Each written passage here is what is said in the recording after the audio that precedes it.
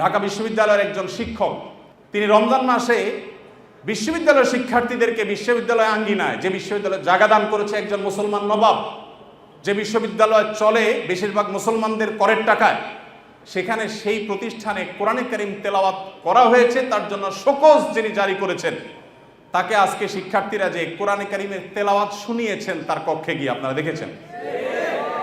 অবাক করা বিষয় কি জানেন, এদেশের এক শ্রেণীর মিডিয়া এটাকে নিয়ে সমালোচনা করে বলছে যে জোর করে কোরআন শোনানো তো ঠিক না। নীতিবাক্য শুনেছেন? জোর করে কোরআন শোনানো ঠিক না, মনে হয় যে জোর করে আয়নাঘরে নিছি। যারা জোর করে আয়নাঘরে নেওয়ার বিরুদ্ধে কোনোদিন একটা শব্দ বলতে পারে নাই, তারা এখন আল্লাহর কালাম শুনাইছে একজন মুসলমান দাবিদার মানুষকে, কোনো হিন্দুকেও শোনায় নাই, সেটার বিরুদ্ধে তারা প্রতিবাদ করতেছে জোর করে কোরআন তেলাওয়াত করা ঠিক না। তাহলে জোর করে কোরআন তেলাওয়াত বন্ধ করা ঠিক আছে?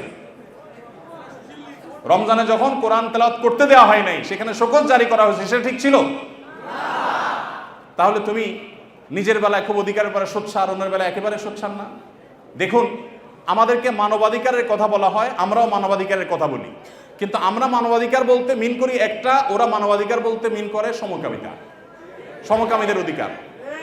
আমরা বৈষম্য বিরোধী বলতে চাই সমাজে হিন্দুদের প্রতি কোনো বৈষম্য হবে না, খ্রিস্টানদের প্রতি কোনো বৈষম্য হবে না, নারীদের প্রতি কোনো বৈষম্য হবে না, কারোর প্রতি কোনো বৈষম্য হবে না, হুজুর শ্রেণীপতির বৈষম্য হবে না। দাঁড়িয়ে আছে তাহলে সে চাকরির জন্য অনুপযুক্ত বিবেচনা করা হবে দায়ের কারণে, এই বৈষম্য হবে না। টুপি আছে, হিজাব আছে, সেজন্য সে ভার্সিটিতে চান্স পাবে না বা তার প্রতি বৈষম্যমূলক আচরণ করা হবে, এগুলো থাকবে না।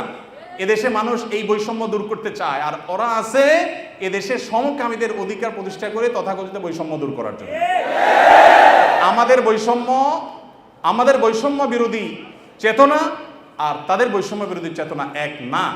আমাদের বলতে এখানে আমি হুজুর শ্রেণীর কথা বলছি না, এদেশের সর্বস্তরের মানুষ যদি গণভোট নেওয়া হয়, সমকামিতাকে এদেশের অধিকার হিসেবে এই বিকৃত যৌনতা চর্চা করে আমেরিকাতে, পৃথিবীর উন্নত দেশগুলোতে যে পরিমাণ ধ্বংস ডেকে এনেছে, সেখানকার রাস্তা রাস্তা অভিভাবকরা নেমেছে প্রতিবাদ করবার জন্য। আপনার একটা ভিডিও, ভাইরাল একটা ভিডিও দেখেছেন, কোন একটা গণমাধ্যমের কোন একটা টকশো বা টেলিভিশনে কোন একটা প্রোগ্রামে বাবার সামনে তার ট্রান্সজেন্ডার একটা মেয়ে আসছে, দেখে ছেলে ছিল সে, সম্ভবত মেয়ে হয়ে গেছে, সে চিত্র দেখে বাবা যে হাওমা করে কেঁদেছেন, গোটা পৃথিবীর মানুষের বিবেকে আঘাত করেছে। এই বিকৃত যৌনাচারের যারা প্রবর্তক, যারা এর ধ্বজাধারী, এরা ওই বিকৃত জিনিসটাকে আমাদের দেশে প্রবেশ করাবার অপচেষ্টায় লিপ্ত আছে। এরা জানে না যে এই স্বপ্ন এই দেশের মানুষ আসলে কখনো বাস্তবায়ন হতে দিবে না। ভাইরা আমার, অতএব আমরা যারা দাওয়াতি কাজ করব, সময়ের এই চাহিদাগুলো বোঝার চেষ্টা আমাদেরকে করতে হবে।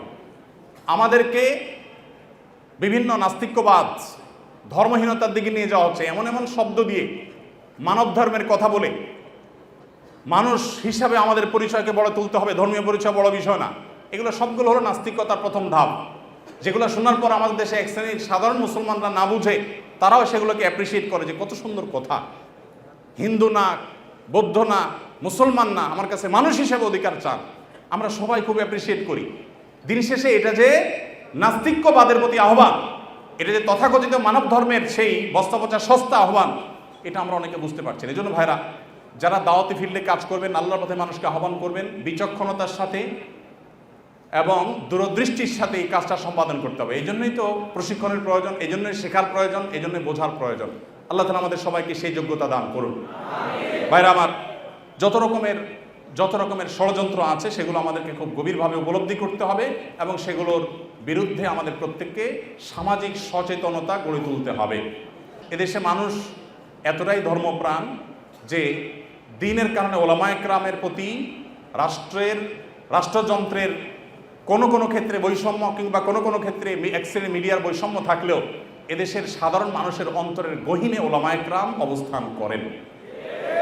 একজন আলেমকে যে সম্মান, যে রেসপেক্ট সাধারণ মানুষ করে, কোনো পলিটিশিয়ানকে, কোনো পদস্থ কর্মকর্তাকে তিনি যত বড়ই হন না কেন, অন্তরের গভীর থেকে প্রকৃত যে ভালোবাসা থেকে যে শ্রদ্ধাটা হয়, সেই শ্রদ্ধাটা কখনো এদেশে মানুষ অন্য কাউকে নিবেদন করে না।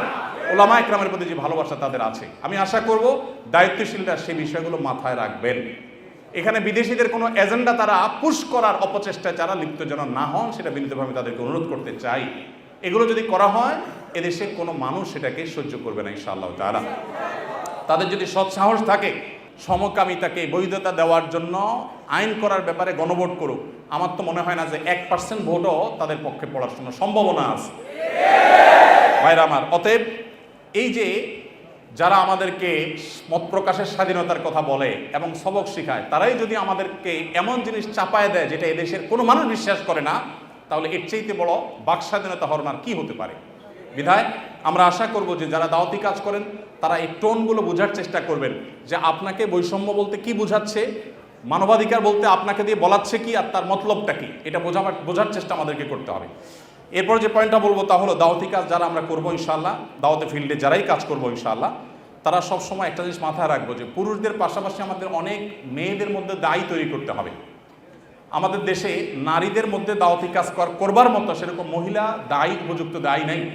আয়েশা রাদিয়াল্লাহু তাআলা আনহার কাছে অন্যান্য মেয়েরা দিন শিখবার জন্য আসতেন। অনেক আলেম আছেন, তার স্ত্রীকে পর্যন্ত তিনি এতটুকু যোগ্যতা গড়ে তোলেন নাই, এতটা যোগ্যতা সৃষ্টি করে দেন নাই যে তিনি আশপাশের মহিলাদেরকে, তার বিল্ডিংয়ে থাকা মহিলাদেরকে অ্যাটলিস্ট দাওয়াতি কাজ করবেন, আল্লাহর পথে আহ্বান করবেন।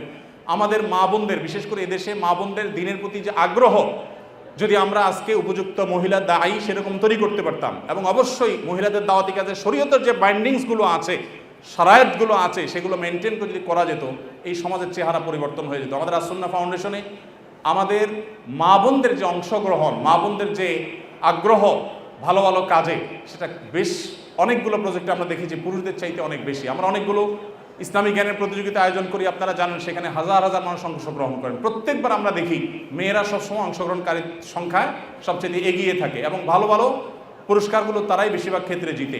অতএব আমাদের মা বোনদের জন্য দায়ী গড়ে তোলার কাজ আমাদেরকে করতে হবে। আমাদের স্ত্রী, আমাদের বোন, আমাদের মা, তাদেরকে দিনের বেসিক বিষয়গুলো শেখাতে হবে, এবং ওলামা ইকরামদের তত্ত্বাবধানে তাদেরকে দায়ী হিসাবে গড়ে তুলতে হবে। আবার দাওয়াতি কাজের জন্য শরিয়ার বাইন্ডিং, শরিয়ার নীতিমালাকে লঙ্ঘন করে এক জেলা থেকে আরেক জায়গায় মাহরাম ছাড়া বা যাচ্ছে তা খুশি করে সংসার স্বামী সব ত্যাগ করে করবেন তিনি, সেই দাওয়াতের কথা আমি বলছি না, কিন্তু বেসিক দাওয়াতি কাজ আমাদের মা বোনদেরকে করতে হবে, এবং তাদেরকেও সেরকম ক্যাপাবল করে আমাদেরকে গড়ে তুলতে হবে। আল্লাহ তো আমাদের সবাইকে সেই তৌফিক দান করুন।